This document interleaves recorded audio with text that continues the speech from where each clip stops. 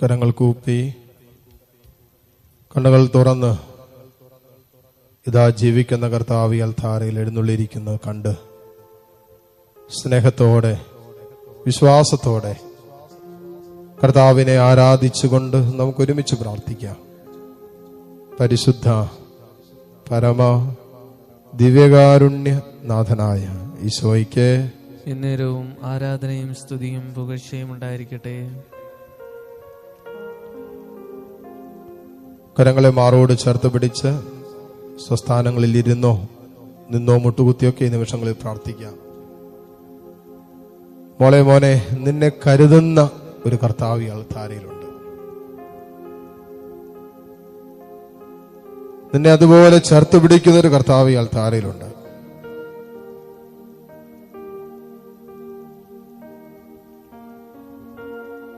മത്തായിയുടെ സുവിശേഷം 10-ാം അധ്യായത്തില് വചനം നമ്മളെ ഓർമ്മപ്പെടുത്തുന്ന ഒരു സന്ദേശമാണത്. 29 മുതലുള്ള വചനങ്ങളിൽ ഒരു നാണയത്തൊട്ടിന് 2 കുരുവികൾ വിൽക്കപ്പെടുന്നില്ലേ? നിങ്ങളുടെ പിതാവിന്റെ അറിവ് കൂടാതെ അവയിൽ ഒന്നുപോലും നിലംപതിക്കുകയില്ല. നിങ്ങളുടെ തലയിലെ ഓരോ മുടിയുടെയും എണ്ണപ്പെട്ടിരിക്കുന്നു. അതിനാൽ ഭയപ്പെടേണ്ട, നിങ്ങൾ അനേകം കുരുവികളെക്കാൾ വിലയുള്ളവരാണല്ലോ. മോനെ നിന്റെ തലയിലെ ഓരോ മുടിയുടെയും കർത്താവ് എണ്ണിയിട്ടുണ്ടെന്ന്. എത്രമാത്രം നമ്മുടെ കർത്താവിന് നമ്മളെ കുറിച്ച് കരുതലുണ്ടെന്ന് നോക്കിക്കേ. എത്രമാത്രം നമ്മുടെ കാര്യത്തിൽ നമ്മുടെ കർത്താവ് ശ്രദ്ധാലുവാണെന്ന് നോക്കിക്കേ. നമ്മുടെ തലമുടി ഓരോന്നും കർത്താവ് എണ്ണിയിട്ടുണ്ടെന്നാ പറയുന്നത്. നമ്മുടെ കണ്ണിൽ നിന്നും ഉതിർന്നു വീണ ഓരോ തുള്ളി കണ്ണുനീരും എന്റെ കർത്താവ് കുപ്പിയിൽ ശേഖരിച്ചിട്ടുണ്ടെന്നല്ലേ വചനം പറയുന്നത്.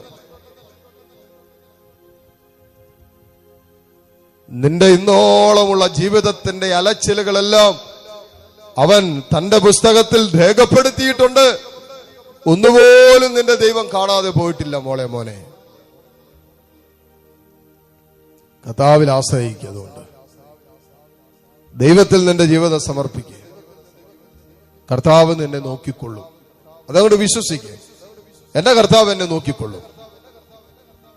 ഈ പ്രതിസന്ധിയുടെ നടുവിലും ഈ പ്രയാസത്തിന്റെ നടുവിലും ഈ ദുഃഖങ്ങളുടെയും ഈ തകർച്ചകളുടെയും ഈ തടസ്സങ്ങളുടെയും ഈ ഞെരുക്കങ്ങളുടെയൊക്കെ നടുവില് എന്റെ കർത്താവ് എന്നെ നോക്കിക്കൊള്ളുമെന്ന് ഹൃദയം കൊണ്ട് ഉറച്ച് വിശ്വസിക്കും. മോളെ